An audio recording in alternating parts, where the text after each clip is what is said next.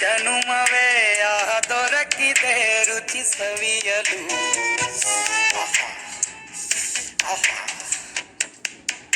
ಈ ಜಗವಿದೆ ನವರಸಗಳ ಉಣಬಡಿಸಲು.